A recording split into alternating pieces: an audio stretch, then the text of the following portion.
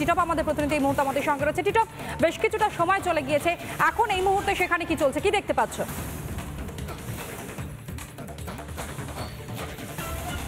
দেখো, একদম তাই। একেবারে সকাল থেকে এখনো পর্যন্ত কেন্দ্রীয় বাহিনীর জওয়ানরা তারা কিন্তু বাড়ির বাইরে, আমি দেখাচ্ছি যেই ছবিটা, অর্থাৎ যেই বাড়ি দেখাচ্ছি, প্রাক্তন পুরপ্রধান বনগাঁ পুরসভার শঙ্কর আড্ড, তার বাড়িতে যেমন রয়েছে তার ম্যানেজার সহ তার ঘনিষ্ঠ একাধিক ব্যবসায়ী, মোট 6টি জায়গায় মূলত এই তল্লাশি অভিযান চলছে বনগাঁতে, এমনটাই কিন্তু ইডি সূত্রে জানা যাচ্ছে। ইডি সূত্রে আরও জানা যাচ্ছে যে মূলত যেই রেশন দুর্নীতি মামলা তদন্ত করছেন তারা, সেখানে দাঁড়িয়ে ইতিমধ্যে ইডির জালে গ্রেপ্তার মন্ত্রী জ্যোতিপ্রিয় মল্লিক এবং তার ঘনিষ্ঠই মূলত এই যে বনগাঁ পুরসভার যে প্রাক্তন চেয়ারম্যান শঙ্কর আড্ড তিনি সহ, অর্থাৎ একেবারে যে এই শঙ্কর আড্ডকে একাধিকবার ইডি আধিকারিকরা তারা ডেকেছিলেন বলে এমনটাও সূত্রের খবর। তিনি হয়তো ইডির যে ডাকা তার কিন্তু সেই অর্থে সহযোগিতা করেননি বলে মূলত একেবারে সকাল সকাল তার বাড়িতে ইডি আধিকারিকরা তারা প্রবেশ করেন এবং কেন্দ্রীয় বাহিনীর জওয়ানরা তারা কিন্তু গোটা রাস্তা, গোটা এলাকাটা বলা যায়, অর্থাৎ যেই 6টি জায়গায় মূলত যে হানা চলছে সেখানে দাঁড়িয়ে প্রত্যেকটি জায়গায় তারা ঘিরে ফেলেছেন। অর্থাৎ এই যে বাড়ি, এই বাড়িতেই থাকেন যে প্রাক্তন পুরপ্রধান শঙ্কর আড্ড, তিনি তার পরিবার সহ পরিজন নিয়ে থাকেন। ইতিমধ্যেই ভেতরে জিজ্ঞাসাবাদ পর্ব চলছে, ইডি আধিকারিকরা তারা জিজ্ঞাসাবাদ করছেন, তারা বেশ কিছু নথিপত্র নিয়ে এসেছেন। সেই নথিপত্র স্পষ্ট করবো, জানবো যে মূলত আগের বার তাকে ডাকা হয়েছিল, তিনি সহযোগিতা করেননি, জাননি, সেই কারণের জন্য কি ইডি আধিকারিকরা তারা সেখানে গিয়েছেন, নাকি এই দুর্নীতির সঙ্গে যারা যুক্ত রয়েছেন সেই রকম কোনো প্রভাবশালীর সঙ্গে তার যোগ রয়েছে, যেই যোগসূত্রকে সামনে রেখেই তারা এই মুহূর্তে সেখানে তল্লাশি করছেন?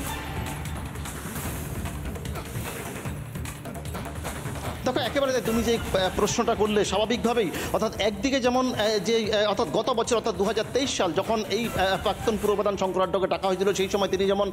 সেই অর্থে ইডির সঙ্গে সহযোগিতা করেননি, এমনটা ইডি সূত্রে খবর। অন্যদিকে তুমি জানো যে এই যে বনগাঁ, একেবারে পেট্রাপোল সীমান্ত লাগোয়া এই বনগাঁ শহর, এখান দিয়ে অর্থাৎ যেই জায়গায় বিরোধীরা তারা প্রশ্ন তুলেছিলেন যেই রেশনের চাল যে অর্থাৎ ওপার বাংলা অর্থাৎ বাংলাদেশ চলে যেত খুব অনায়াসেই, এমনটা বিরোধীরা অভিযোগ করেছিলেন। সেখানে দাঁড়িয়ে অর্থাৎ এই বনগাঁ থেকে একেবারে ঢিল ছড়া দূরত্বে কিন্তু পেট্রাপোল সীমান্ত সহ একাধিক সীমান্ত রয়েছে, সেখানে দাঁড়িয়ে তাহলে যেই রেশন দুর্নীতি মামলা তদন্ত করছেন ইডি আধিকারিকরা, সেখানে দাঁড়িয়ে যে বিপুল পরিমাণে টাকা যে অর্থ লেনদেন, তাহলে কি সেই অর্থ ভারত থেকে অর্থাৎ আমাদের এই দেশ থেকে তাহলে কি বাংলাদেশ পাচার হয়ে গিয়েছিলেন, সেই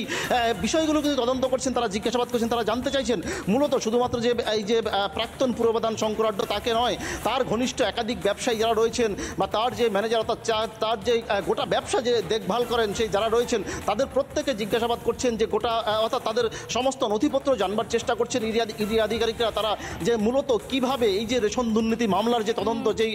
তদন্ত করছেন, সেখানে দাঁড়িয়ে এই যে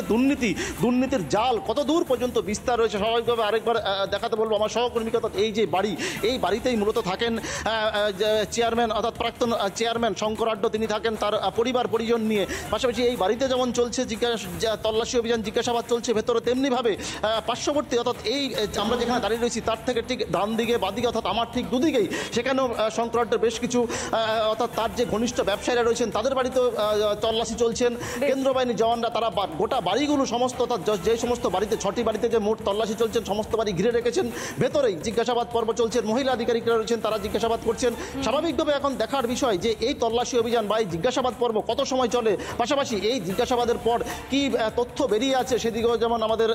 নজর রয়েছে, তেমনিভাবে অর্থাৎ রাজনৈতিক মহলের তারা যেমন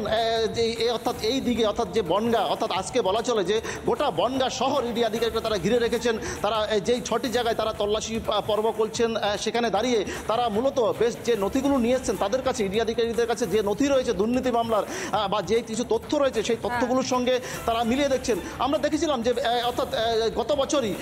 যে আরও একাধিক ব্যবসায়ীর বাড়িতে ইডি আধিকারিকরা তারা হানা দিয়েছিলেন, সেখানে দাঁড়িয়ে বেশ কিছু নথি ইডি আধিকারিকরা পেয়েছেন। সেই নথির সঙ্গে এই যে প্রাক্তন পুরপ্রধান শঙ্কর আড্ড তার কি যোগসাজশ রয়েছে, পাশাপাশি জ্যোতিপ্রিয় মল্লিকের সঙ্গেই বা কতদূর পর্যন্ত যোগসাজশ রয়েছে, কি ব্যবসায়িকভাবে অর্থাৎ যেখানে যেই রেশনের দুর্নীতি হয়েছে সেখানে দাঁড়িয়ে কতটা যুক্ত রয়েছেন এই প্রাক্তন পুরপ্রধান সহ যেই 6টি জায়গায় অর্থাৎ যে এই প্রাক্তন পুরপ্রধান ঘনিষ্ঠ যে 6 জায়গায় হানা দিয়েছেন তাদের সঙ্গে কতটা যোগসাজশ রয়েছে, অর্থাৎ গোটা বিষয়টা জানবার চেষ্টা করছেন, তারা তদন্ত করছেন। তবে এখন দেখার শেষ পর্যন্ত অর্থাৎ এই যে জাল কতদূর পর্যন্ত বিস্তার রয়েছে, শেষ পর্যন্ত কারা যুক্ত আছেন, কারা অর্থাৎ বেরিয়ে আসেন, কাদের নাম জানবার চেষ্টা করছেন এই মুহূর্তে তদন্তকারী আধিকারিকরা। তুমি আমাদের সঙ্গে থাকো। অন্যদিকে